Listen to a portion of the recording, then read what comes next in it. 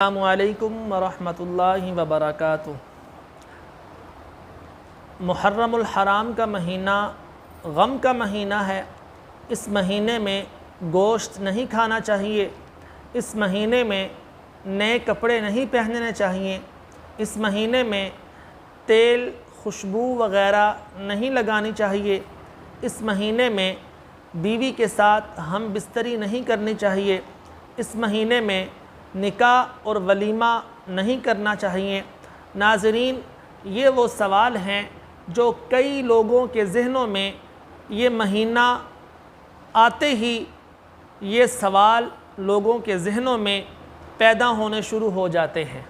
تو میں کوشش کروں گا اس ویڈیو کے اندر یہ ساری باتوں کو انشاءاللہ آپ کے سامنے کلیئر کروں۔ ناظرین، محرم الحرام کا مہینہ فضیلت والا مہینہ ہے۔ محرم الحرام کا مہینہ حضور صلی اللہ علیہ وسلم نے اس کی فضیلت کو بیان فرمایا ہے، اور حضور صلی اللہ علیہ وسلم نے اس مہینے کے روزوں کو افضل قرار دیا ہے۔ باقی یہ کہنا کہ یہ مہینہ غم کا مہینہ ہے، یہ مہینہ سوگ کا مہینہ ہے، دیکھیں شریعت مطہرہ کے اندر 3 دن سے زیادہ غم یا سوگ منانا یہ جائز نہیں ہے۔ کوئی شخص فوت ہو جاتا ہے، کوئی آدمی دنیا سے چلا جاتا ہے، تو اس آدمی کا 3 دن سے زیادہ سوگ منانا یہ جائز نہیں ہے۔ ہاں، جس عورت کا شوہر دنیا سے چلا جائے وہ ایک الگ مسئلہ ہے، لیکن کوئی آدمی دنیا سے چلا جائے تو 3 دن سے زیادہ اس کا غم منانا یہ جائز نہیں ہے۔ دیکھیں، لوگ یہ کہتے ہیں کہ یہ مہینہ غم کا مہینہ ہے۔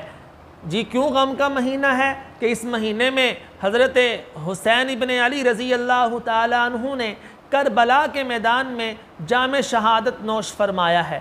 دیکھیں، یہ واقعہ سن 61 ہجری کا ہے، اور آج جو ہجری چل رہی ہے یہ 1444 ہجری ہے۔